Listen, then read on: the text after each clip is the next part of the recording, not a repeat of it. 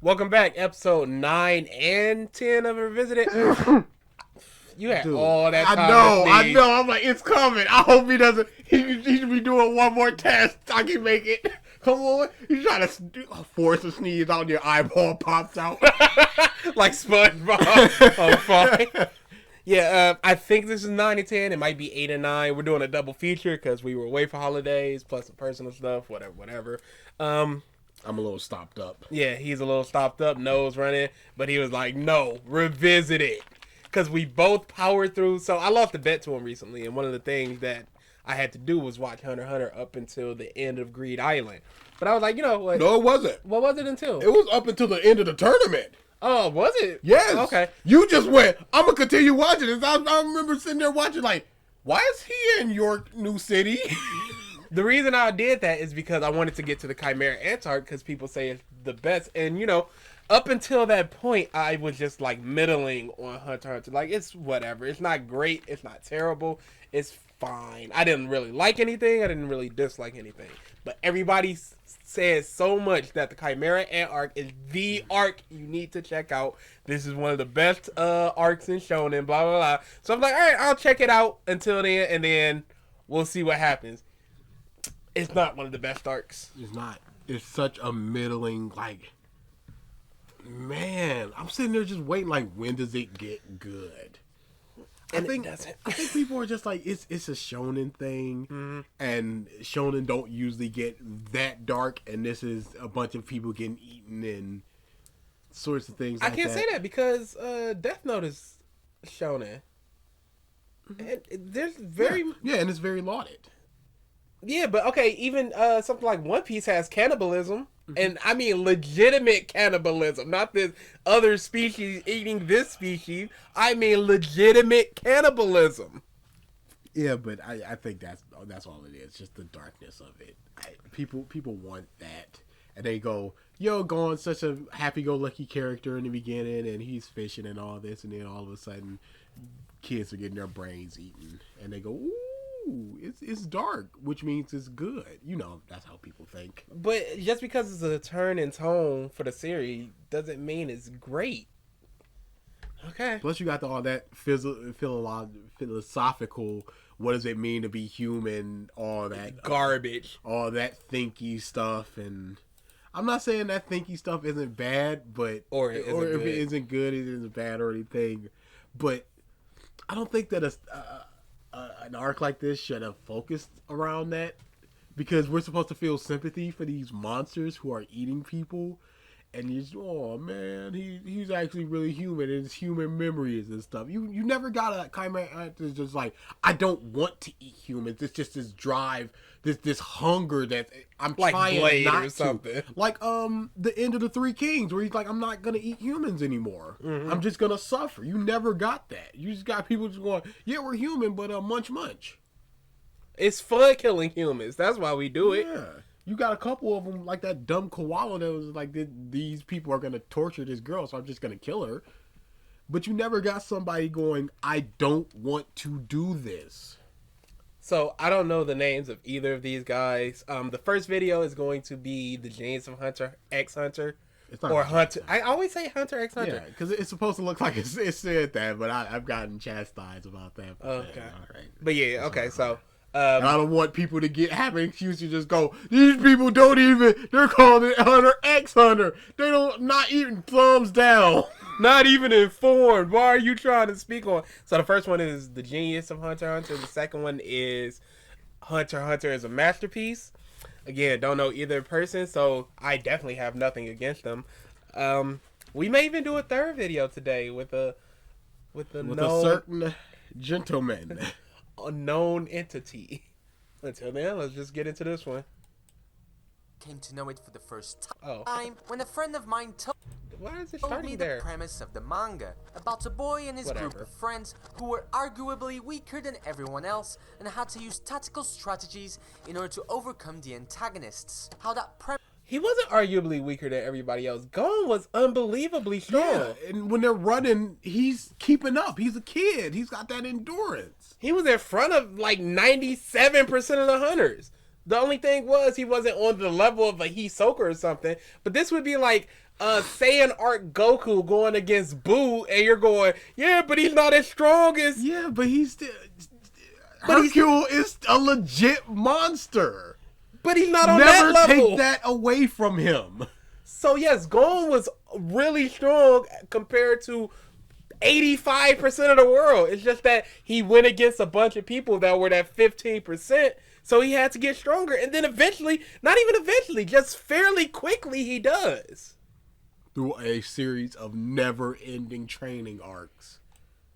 Immediately want to read the manga. How I fell in love with Gon, his friends, and the journey they went through. How engaging, but also how unpredictable it was. How I read the manga up until the beginning of the Chimera Ant arc more than a decade ago and had to stop because there were no other chapters to read at the time. But then, I started to drift away from manga and anime. How I started to lose a part of myself. How I thought that I needed to grow and adhere to the society I lived in. But when my life was starting to come together again, I remember slowly wanting to come back to it, even if I didn't fully realize it myself. How I would talk about some of the best manga and anime to friends of mine who still hadn't yet jumped into that world. And I would talk about Hunter... I'm not going to chastise this dude for just going, I need to grow up and... Because like he said, that's some society stuff, you know. Oh, you're 25 and you're still watching cartoons. No, but just do what you do. Like what you like. Yeah. That's the main message that everybody should take away. Even if you're in high school and you think you need to adhere to what people around you are doing. I don't care. Just do what you do, like what you like, and eventually you'll find people that are like you. And if you find a bunch of people that are chastising you about it and don't like what you like, don't associate with them. Screw them. I remember growing up just going, like in high school, going, I want those shoes. And then I had to ask myself, why do I want those shoes? And then the answer was because everybody else likes them and wants them and have them. I was like, so? Does that give them value? You gotta just break off from that crap. I had a pair of black and green shoes that went with literally nothing I had. But I was like, wow, I really like the way those shoes look. And they were only like $35 and I went, I'm buying those shoes. I didn't care about $90. To this day, I don't care about $90, $130 pair of Jordans. The most I ever spent on shoes was some boots, and it were like $89. But it was boots. Like, you need boots if you're living in Michigan. That ain't fashion. that is, I need to be warm. As being my favorite shonen. How I convinced friends to jump into that world, and thanks to Madhouse, they were able to do so with the 2011 anime adaptation. Pause.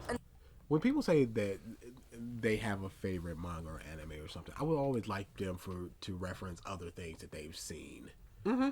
Because him just going, it's my favorite one. I don't know exactly what he's seen, what he's comparing it to. Because if you've seen One Piece, you're done. But he's shown One Piece. He figures that's one of the greatest. Yeah, but if you just click anime and just go, you just drag and drop some anime in there. We don't know if it's just, hey, I've seen Naruto and Evangelion in this, and I like this the most. That's very true. So I would always like for people to just go, here's the list of things that I like. Then something happened. I watched a movie that made me realize that I had lost that part of myself. One that affected me in a way I wasn't quite expecting. Since then, I've dived deep into the world of manga and anime again, finally watching some of the most iconic anime films ever, experiencing the amazing world of slice of life anime, and rewatching some of my favorite shonen of all time.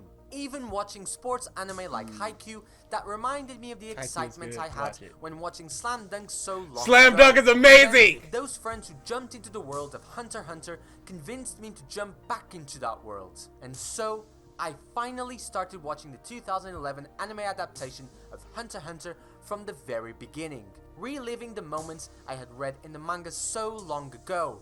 Most of all, I was finally going to go through what many people consider to be one of the greatest arcs of all time, the Chimera Ant arc. How I was a teenager when I read the manga for the first time, how I was now an adult watching the anime, how that difference in time affected me deeply due to the significance of what the Chimera Ant arc ended up meaning to me. And that's what I will be talking about here. what it means to you as opposed to the quality that it brings. Yeah, I know if you're talking about the genius of a series, I don't think you could really quantify it as it's genius because I really like it. And it means something to me. I feel like that's very much like what Eye Patch Wolf does. Mm-hmm. Like I really identify with Dragon Ball. It got me through dark time, and that's why I love it so much. But what about the quality? Don't think about it. Whatever. But first, we need to talk about shonen. Shonen, normally referring to the demographic of young teenage boys, ends up being a genre of manga and anime that normally has a young boy as a protagonist, and we see him go through an adventure that requires him to get stronger in order to defeat the antagonist that he comes across. And Hunter x Hunter, even though it is considered to be an exception when it comes to the shonen genre, is in reality no exception. In what way? Yeah, I really don't know. I feel like Hunter x Hunter, if you were to go, what is shonen? Hunter x Hunter is shonen. And that's what I think he means. Because all it does is do the things that shonen does. And it does nothing exceptionally well. But it is an exceptional shonen because it is literally shonen. I can see that. It still starts with a young boy called Gon, creating close bonds with people he comes across and going on what seems to be an uplifting journey. And the whole point is to see Gon and his friends grow through this journey, as it happens with most shonen anime. But what differs Hunter x Hunter from the rest is its rule that Togashi has set for himself and his story, that the main characters are never stronger than who they face, and if they...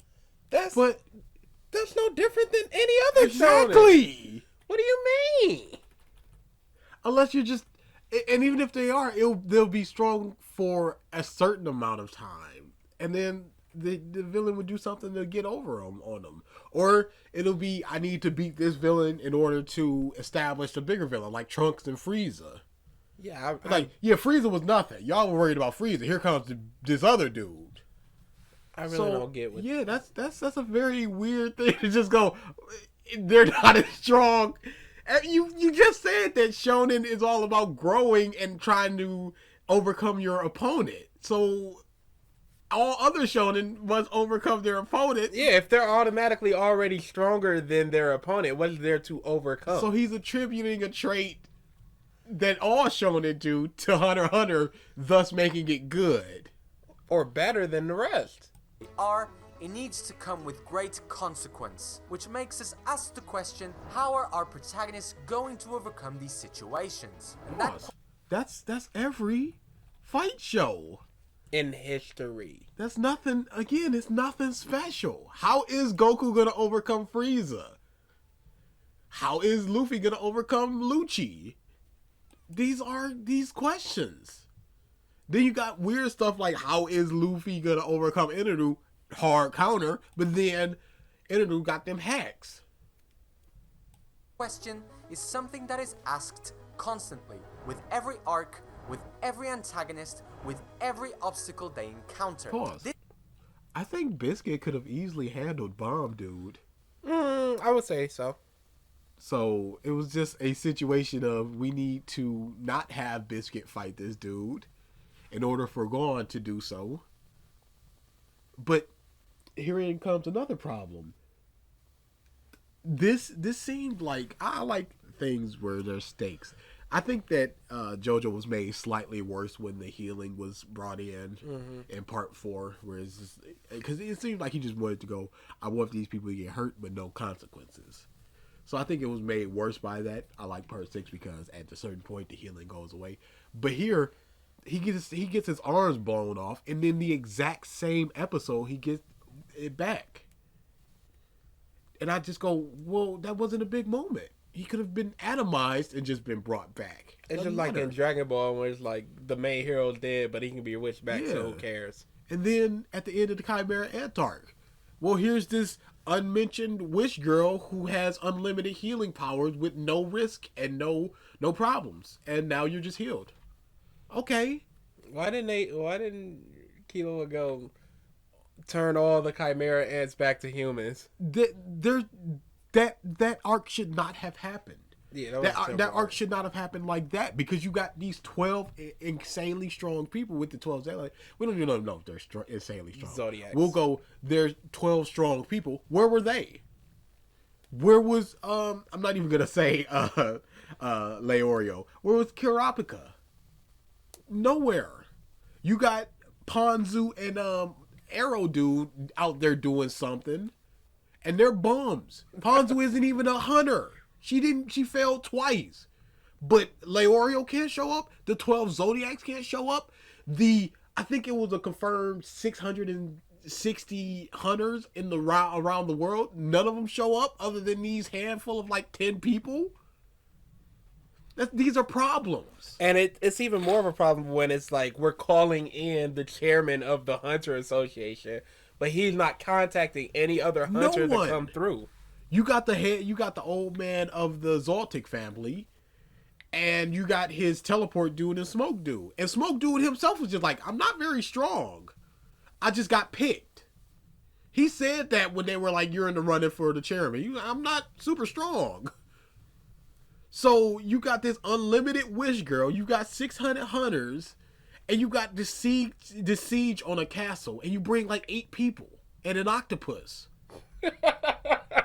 This means that no matter what is going on, you're never certain how each arc is going to end. Because isn't that all shonen? There are times where you can go, okay, I can see this ending this way. There's predictable outcomes, but going into the Cell arc, you don't go, Goku's gonna sacrifice himself and just die, and then just go, don't wish me back. Yeah, you don't go, oh no, it's gonna be Gohan that he picked. Because when he's pausing, they're going through everybody. It's like, who's he gonna pick? You don't go, somehow Hercule is gonna be the one to make the people donate their energy. But that makes a lot of sense. You're saying that like every other shonen is predictable. Yeah, I mean, you can look at the CP9 arc and go, yes, they're gonna get Robin back. You can look at something like that. That makes sense. Yeah. But when you don't go into the Sabaody arc and then go, they're all gonna be separated for 2 years. You don't go, they're gonna beat Moria and then turn their head and Kuma's just gonna be there like, I'm here to take Luffy. And then you go, oh, how do we? And then you're just taking traits to every shonen and just going, Hunter x Hunter is special and good because it doesn't do these things. You've not given a counter example to things that do this. The structure of Hunter x Hunter isn't chained by the typical shonen formula that has been used so many times. Rather, it uses elements What elements? Typical shonen formula? You just sold Super Saiyan Goku. What do you elaborate on that? And it can't be transformations because there's transformations in it. So what typical shonen elements does it not showcase to make it different from the other shonens? To make it stand out. He just showed Goku like, yeah, you understand what I'm talking about. I don't need to elaborate on this. Okay, yep, we're good. Got it. Times in shonen, but then challenges those elements constantly. With Dragon Ball, we expect Goku to become stronger than the people he faces, whereas with Gon, we don't. Why not? Legitimately, why not? What's the point of training? He's trying to train to beat Pito. Didn't you just say that the reason that this series was good because you get to see Gon go through its adventure and see them grow? So what expectations do we have for him not getting stronger than the people he's fighting? If that's the case, why even watch the series? Now I can understand if you're like, Gon is a weak person in a strong world. Like if it was Deku, but Deku never got his all for one powers, and it's just like, how does he go through this world of monsters? Yeah, just being a regular person. I can see that, and it's just like, he became one of the greatest heroes by just being a person. But you've got at least 5 separate times where they sit him down and train him. And Goku was not stronger than Cell, was not stronger than Buu, was not stronger than Jiren. So we don't know that he's just gonna he's not stronger than Beerus. Wasn't stronger than Raditz. Wasn't stronger than Vegeta. He was stronger than Frieza. So we don't know that he's just going to get stronger than his opponent. Yes, we expect Gon to grow as a fighter, but more so how he is going to use his newfound abilities to overcome his obstacles. He knows he's not stronger than Hisoka. But that's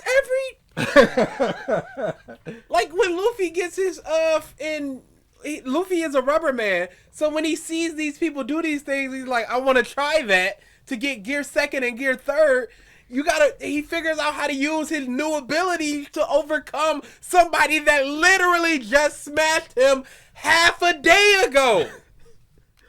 12 hours before, he was about to die from in monsoon because he got casually tossed out a window 30 miles away. Mad cash. And then it's just like, I got this new technique I want to try out. And it works. And it was literally just his willpower that helped him get through that. Because he wasn't stronger than Lucci. Absolutely not. He got lucky. Freaking Yusuke wasn't stronger than Toguro. At all. You're just... What? Not stronger than the Phantom Troop. He knows he's not stronger than Bomberman. And he for sure knows he's not stronger than Pito, much less have any chance to defeat the main villain of this arc, the King Chimera and Meruem. Once you get to the Grand Line, who does Luffy know he's stronger than? Croc? No. Enelu? There's an argument to be made, but even then, Enelu was about to kill him like 3 times. If Enelu had not done that golden ball, it would have been a stalemate. Because he wasn't falling for the hands on the... I can't predict him because he's beating the wall thing anymore. And he can't hit him because of the gum mind wipe thing. So it would have just been a stalemate. Lucci? No. Moria? We could just keep going. Moria, he probably knew he was stronger than him. No, because Moria was just sitting down and he couldn't even touch him because of his shadow. I understand that, but... probably if I could just hit him once, I could get him. Yeah. Kiji, please. Please. That was a getaway, you guys. I'll hold them off. He saw Kizaru come and went, run everybody. We out this Don't bit. even try to fight that guy. Sumo hurting me. These are some weird people. These are some strong people. We out. We run it. We literally cannot do anything here as we are. Bye. That when I mention he's not stronger, I mean the gap is so big that Gon really shouldn't be fighting any of them in the first place. Kiji. He had a plan against the bomb dude. A really laid out plan. All he had to do was follow it, but he wanted to go, I want to test myself, and thus got his arm blown up. But if he followed the plan, he would have got that. He's using his mind, like you said. He had a plan against this dude. This isn't about... I understand you're going, this isn't about the strength, but you're going, he's overcoming these people without his strength. Yes, but we can point to other people that do that as well. It's not all just Goku punch, even though Goku wasn't stronger. It's not all that. There was a lot of strategy in Dragon Ball. As much as we, bash on it, still a fair amount of strategy in that. And this is just nothing special. And many times, he doesn't. So to expect that he will come out victorious through strength is immediately an impossibility. What we instead see... Pause. He did against Pito. Yeah, he just went overwhelming power. I just need the most strength. It came with a price, but he did beat her with that thing with strength. And do you know how many times people in Shonen go, I'm not stronger than you, I just gotta... Yusuke did a lot of strategy, like I'm hiding my hands in my rubber soles. It's like, that's not gonna stop my lightning, but it's cause he had his power and he was hiding it in his hands at that moment. That's the type of stuff that happens. It happens throughout shonens all the time. Luffy goes, I can't touch Crocodile except when I blood helped the moisture. So I got this giant jug of water to fight you. Oh, that doesn't work? I don't have it anymore? Well, blood works too, doesn't it? fantastic. It's strategy. We're not even talking about JoJo. That's not even in our mind because that's not but strategy for the most part. Is Gon use his mind to figure out ways to succeed in the... All of my hero Deku just going, I can't just strong him to death. I gotta think a way around his powers. The hero killer Stain, it wasn't just like we're all bum rushing this guy. Okay, I'm figuring out what your quirk is. I'm figuring out the blood type stuff. Todoroki do this now. Ida do this now. When he was fighting Todoroki, I can't even use my hand. I can't use my fingers like I wanted. My whole hands go. My mouth. Stuff like that, but I don't see what the punch monster show he's referring to that makes this so special. If he goes, I like One Piece as well, he's got to recognize that Usopp is not a punch monster. Fights he comes across, and not just Gon, but every other character in the show. It's this creativity that Togashi uses in his stories that feels so fulfilling. Pause. How many times has Killua just gone, oh, you're just beheaded? Oh, here's your heart now. Oh, I can stop hanging, hold it back for a moment. Here we go. Oh, now I just switch flip my switch on and just break your neck instantly, Chimera Ant. Yeah, I know you thought you had the advantage, but you don't, and you're just dead now and beheaded. This is by connecting deeply the characters' personality to that outcome. This is what Hunter x Hunter is able to do so incredibly well. It creates... There's so much personality in all the shonens where it's just like my ideology versus yours. There is talk no jutsu where it's just like we're sitting down and talking our ideologies out, and eventually I convinced you, so you reversed everything. Dude, clashing of ideology. Rob Lucci's Dark Justice versus Luffy's just, I want to get my friend back. I don't give a about none of this. I don't care about the world government. I don't care about being an enemy of everybody. I want my friend back. If they would have just been like, never mind, here's Nico Robin, they all would have turned around. They just dipped.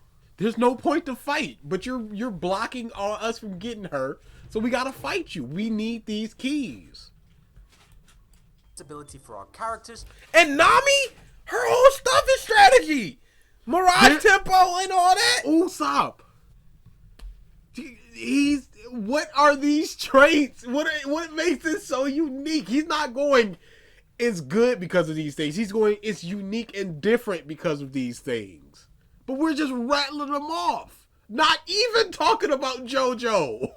And through their personalities and development, we eventually reach an outcome that many times as our characters come out on top. And by doing so, Hunter x Hunter many times has to defy conventional way of storytelling.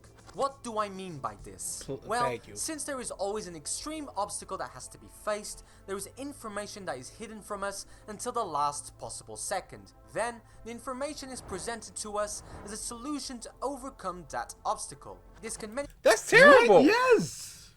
That's literal Deus Ex crap! That's awful! If it's just like, there's no way to overcome this, flashback, this is the way we were gonna overcome this. And then done. And then you just do. Because if he had not done Poor Man's Rose, he wouldn't have been poisoned and he wouldn't have won. The world would just ended. So what are we talking about? What was his name? Shower Poof. Where he just goes, oh, I'm talking to who was it? Gone? No, it was Neferpito. And I can just change my face and my voice. That was never established. You did that once when it was important, and then never again. Not to sow dissent in the ranks and more stuff like that. It was just, here's this problem that I need to solve. Instead of making a new character who can do this or something, you just go, yeah, this character can do it. What does that have to do with his powers? His established powers of making himself smaller and cocoons and all these other mind abilities with the wings. What does that have to do with that? Nothing. He could just do that. That doesn't make any sense. Just free. Come on now, Poor Man's Rose. He just went poke heart. Why didn't he just poke his heart auto? What if he had just been? Well, he'd just been beheaded and then just died. But why didn't you just go? I'm gonna continue fighting until you're really really close to me and then poke my heart because you could have got him away. He tried to get away. He just went last moment, poor man's Rose. Here's this thing that was never established, and basically I win.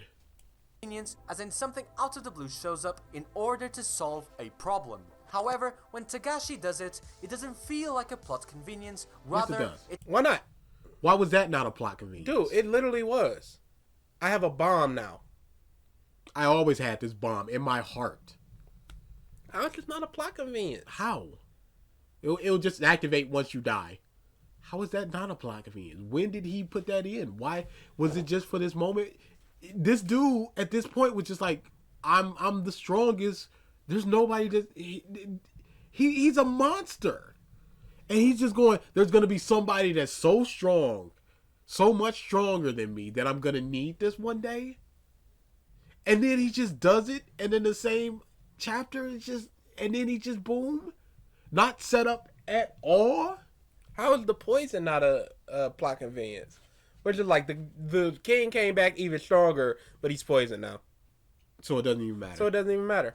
How is Gon going, I need all the power that I will ever have, not a plot convenience? Instead of going, I need to figure out a way to beat this one, no, I'll just get stronger than him right now. Yeah, it's going to cost me my nin and my life and whatever, but I'm just going to get stronger. This was never established. This was never brought up before. That's not Biscuit's power. They said this. This is just, I've formed a contract and it just made me super strong. Even the contract stuff isn't really explained. It's just like convenient. I'm gonna become super strong, but this is the rules I need so I can do the strong stuff. Like, I don't know. Who are they forming a contract with? The god of Nia? This feels earned, and that is because every solution that Togashi presents us with always comes with major consequences. So? It doesn't make it any less convenient. Gear second, he said that you're shortening your life.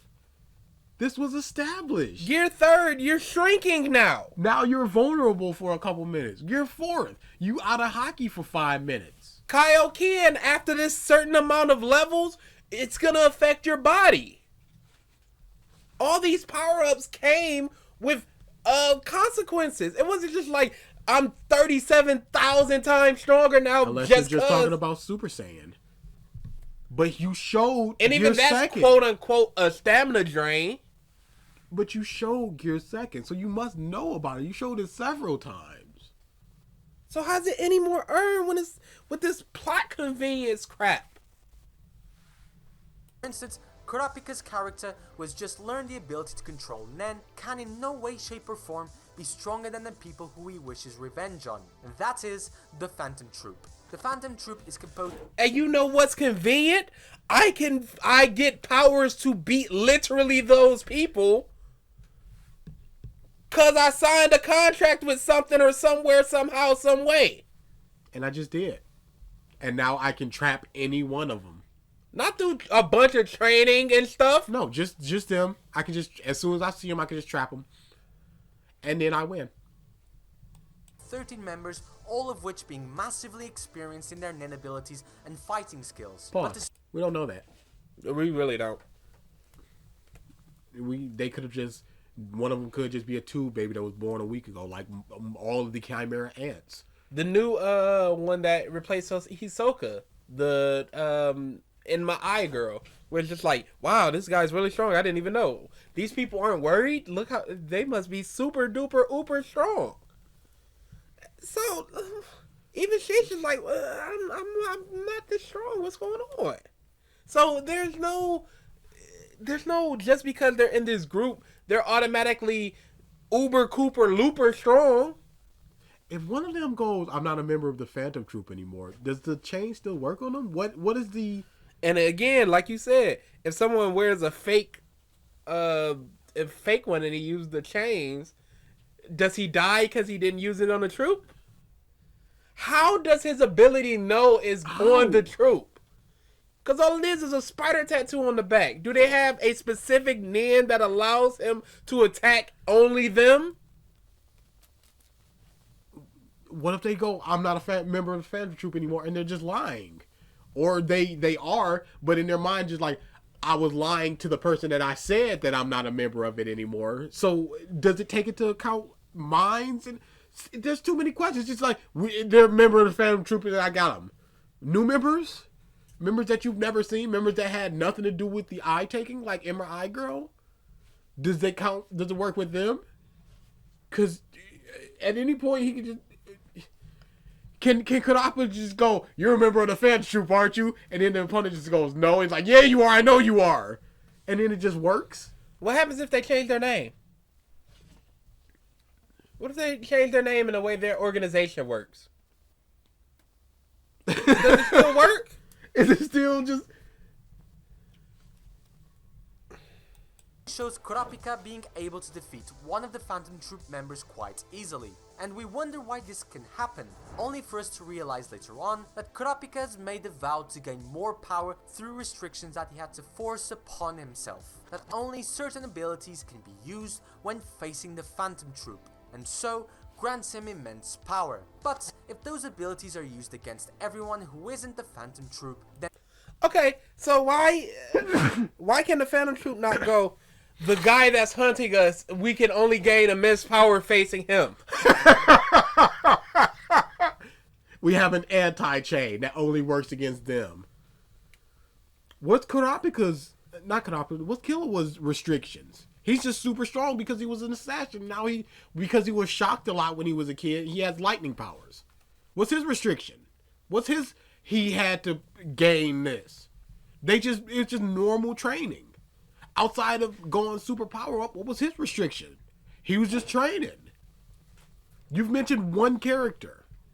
Who do they enter into a contract with? What is this contract garbage? To his immediate death.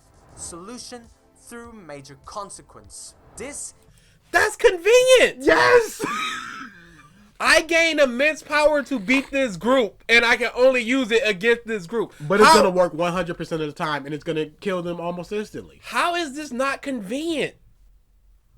Because he didn't train to get that. He literally signed a contract or entered into a contract that went, you get immense power only against this group. And now the reason that he became a hunter to fight the Phantom Troop, all he has to do is kill. He's got the power that he needs to beat all of them. All he needs to do is encounter them. And there's no struggle there, because once he sees them, chain wrapped around, heart done. Where's the struggle? It's consequences, sure, but I would sacrifice. I would rather see somebody growing and going up the rank as opposed to them just going, yeah, I gotta sacrifice something, but I'm just gonna be super duper strong and just beat everyone. Pito was not a challenge. That was not a fight once he transformed. The change thing, it was not a challenge. It was not a fight. He asked him some questions and went, all right, you're not being cooperative. Dead. It's just, once we do this thing, I'm so much stronger than you that it doesn't matter. Oh, but there are also consequences. I don't care. Does time and time again, and by doing so makes each character way more interesting, because by presenting us this solution and its consequences, it also makes us understand what each character is willing to do, and thus Togashi constantly develops each character on a deep and meaningful level, the most notorious being Gon's arc in the Chimera and Saga, how he becomes close to a really strong hunter, someone close to his father. Pause. That's very contrived. That is super forced. He had one encounter with him when he was a kid. He spent a couple days with him, and now he's the most important thing to him. Just because he needs a motivation to fight harder. Like, I could understand if it was Killua. Yes. Kurapika, Leorio, anybody. But you had an encounter with this dude once. And then he saved your life, and now you're just, I need to do anything possible to save this dude. I'm breaking down my body to avenge this guy. No, absolutely not. And he came out of nowhere, and he really amounted to nothing. He was said to be strong. Just said. We never got any example of that other than him being a bunch of bum ants. He's got 9 slots. We've seen 2 of them, and then one of them freaking... Jing is just like, well, he had that other slot that he only used in the case of his death. Of course he did. Where's the consequence there? Someone who he feels he can impress with his growth, someone who has trusted not only Gon, but also his good friend Killua, watching them beat each Chimera ant easily, making us think that Gon, Killua, and Kite will eventually overcome each ant until they reach the King Chimera ant, who is a... No! You don't think that, because all. If you follow every other shonen, it goes, we know who the big bad is. We got to fight these other guys. But the heroes are always losing to the other guys until they get strong enough to beat those guys. So eventually they get their way up to the big bad. They had to go through Dodoria and Zarbon and all these other people before they started even looking at Frieza.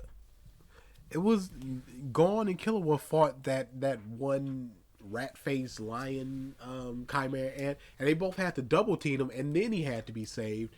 And he didn't have Nin, he wasn't a captain, he wasn't a king's guard, and then you got the king, so you got 4 levels above him, so you got to double team him in order to beat him, and so you automatically just go, oh, there's no way realistically that they're getting up to king level or even guard level. About to be born, only for a sudden shift to the story to happen with the entrance of Pito, a Chimera ant sworn to protect the future king and born with the ability to use Nen, making... Why? Yeah, why? Why? And again, we are just told that Kite is strong, and we're just told that Neferpito is just stronger. We don't have a set powers for this, so we don't know how strong he is, so we can't go, oh, he's gonna beat the king, because we don't know how strong the king is. We don't know how strong the guards are, so we don't know exactly how strong they are. So the fights, we can't imagine them in our mind. We can always go Polnareff versus a Dao. What do we know the Dao can do? Here, the Dao is saying that I can do these things, and then you go, okay, he's tied to a bed. Boom, boom, boom. How is he gonna beat him?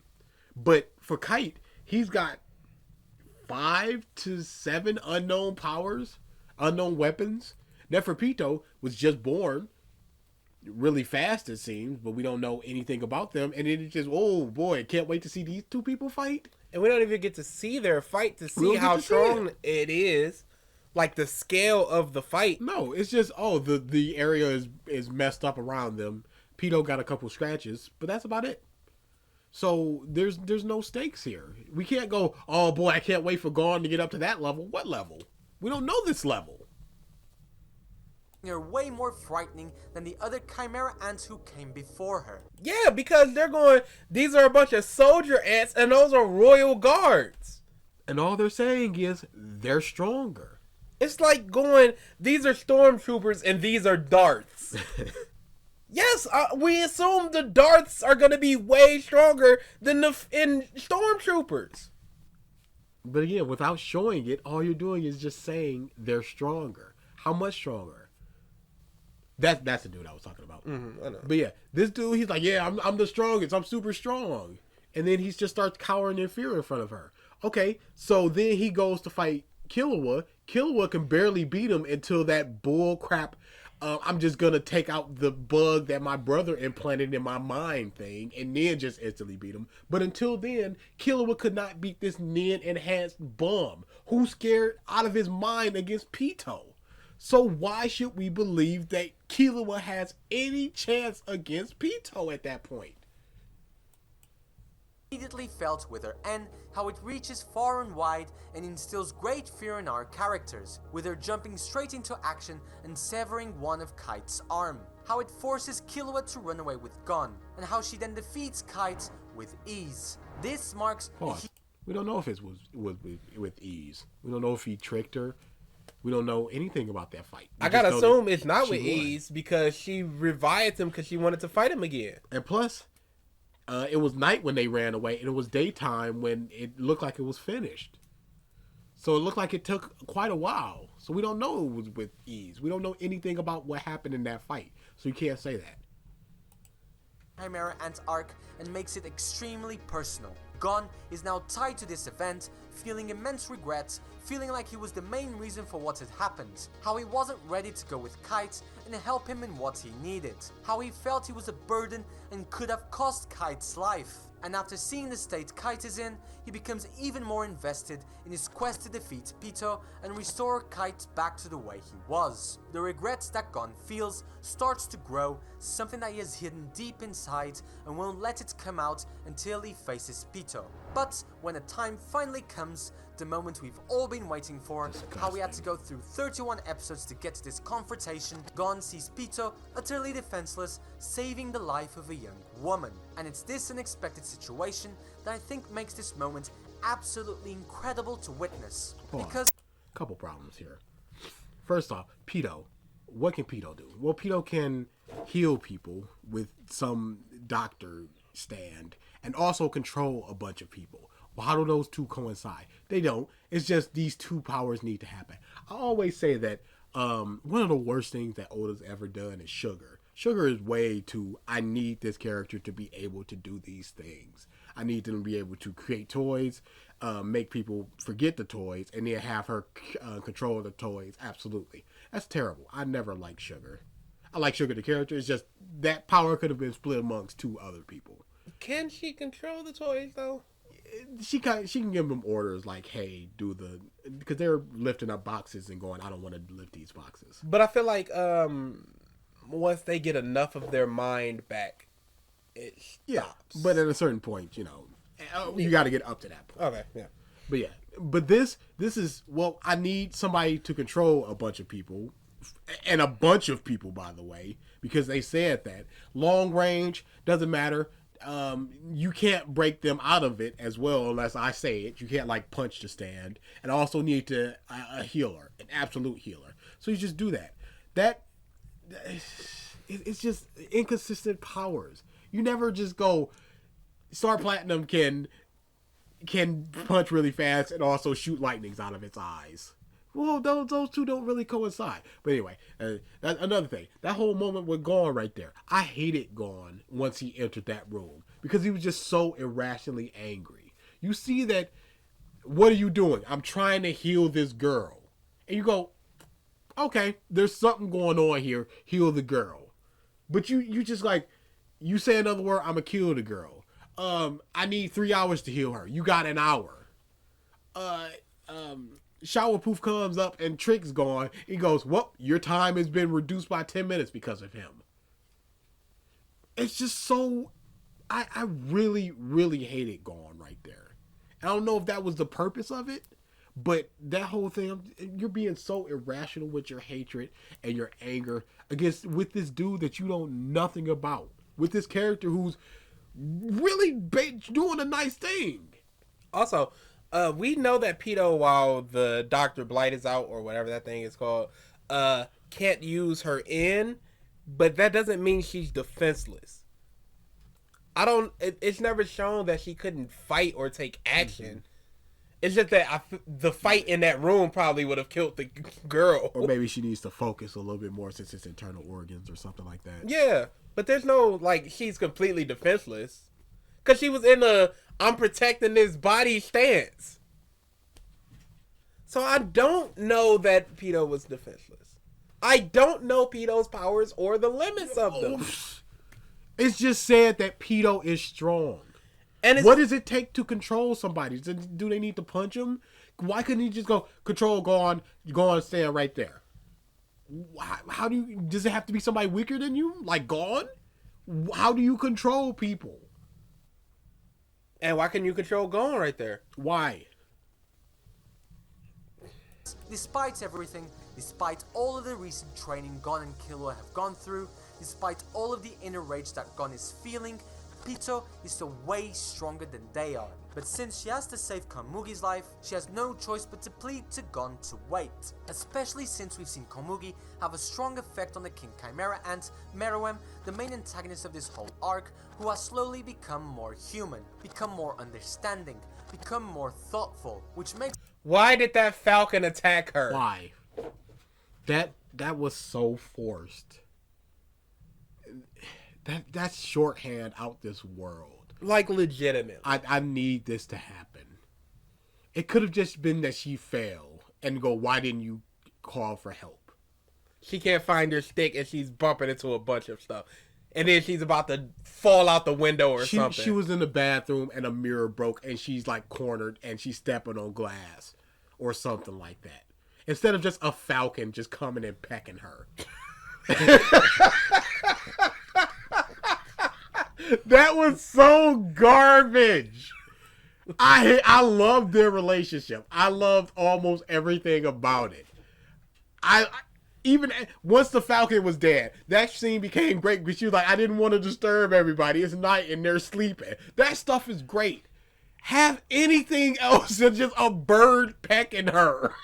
Random bird. Just pecking. A random bird. What are you doing? Have her like opening the window and the nest is there and the bird was protecting its young or something. Not just a bird swooped in the window and was pecking her.